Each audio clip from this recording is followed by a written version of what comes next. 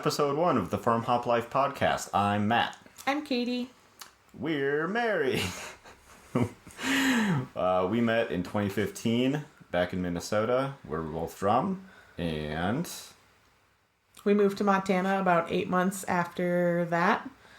We both really liked to travel, and so while we were dating, we did a lot of traveling. And a couple of those trips involved coming out to Montana, going to national parks, camping in the snow, just having a grand old time. And I had gone to school out in Oregon, and I'd always wanted to move back west, but couldn't really figure out a way to do it. You know, Portland had become a crazy hipster place to live, and it was very expensive. And Matt brought up the idea of maybe moving to Montana. And, I mean, when we took a look at what rent was and stuff like that 5 years ago, it was very reasonable. So we decided to just go for it. I picked Montana because I had at one point woofed on a farm about an hour outside of Bozeman, a small town called Harrison, for about 6 weeks, just trying to figure some stuff out. Early 20s, you get it. And I always, when I left, I always wanted to come back. And so when I met Kaitie, she always wanted to move back out west. And so I was like, Montana? She's like, let's do it. So that's how that decision got made. So having never lived together, we quit our jobs and moved into an apartment in Missoula. And then about a year after that, a little less than a year after that, we got married. And in 2019, we bought some land a little outside of Missoula, because who wants to be in a big city? And we started building our own house. Well, we had a lot of help building our own house, but Matt did a lot of the work on the inside. I helped out as much as I could until I got pregnant. And then all of the, putting poly on stuff and sanding and lifting heavy things kind of came to a halt. But we finished our house pretty early in 2020. And then I got to stay in it for like a year because I had a newborn. We started our small homestead in 2019. Small garden, 7 laying hens. And then in 2020, we added 10 more laying hens and 25 Cornish cross to stock up the freezer, get our hands dirty, and just some broilers for the... Did I already say the freezer? Whatever. You already said the freezer. Whatever. The freezer's important. It's a good part. Having a bunch of laying hens was super interesting. I've never had chickens. I grew up in the city. And so then we went from having a bunch of laying hens to take care of to 25 baby chicks in a big crate in our basement. And then we eventually moved them outside. But, taking care of all of those animals and then going through the process to put them in our freezer was something I had never done before. So it gave me a new appreciation for how much work it actually takes to stock your freezer. Yeah, definitely. It was a lot of work. We did all 25 in one day, and it felt like running a marathon. But now we have the experience, so we can do it again.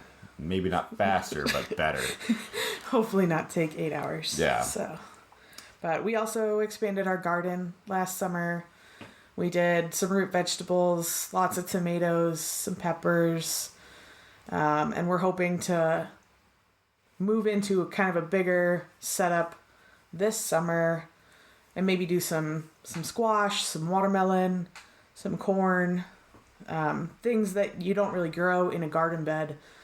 Our soil here is very, very rocky, so it makes it a little bit harder to just have a big garden right out your back door. So we have a number of garden beds, and then we're hoping to fence off an area from all the deer to have some more vegetables.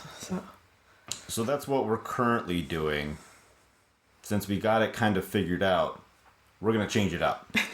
we're going to adjust our lifestyle to be that of more travel and helping people.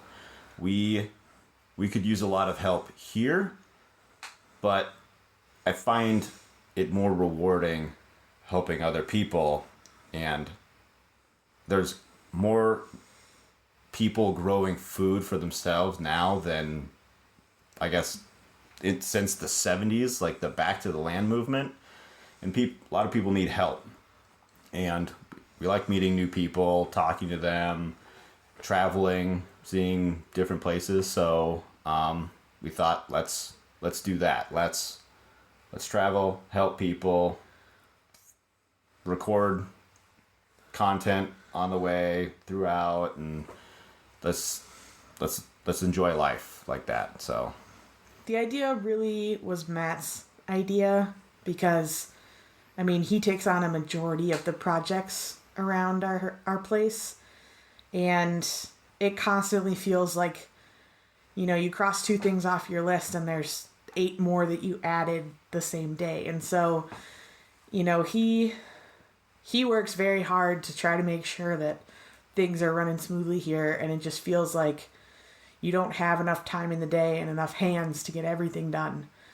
And so, you know, he kind of sat down with me and said, you know, how many other people are struggling like this?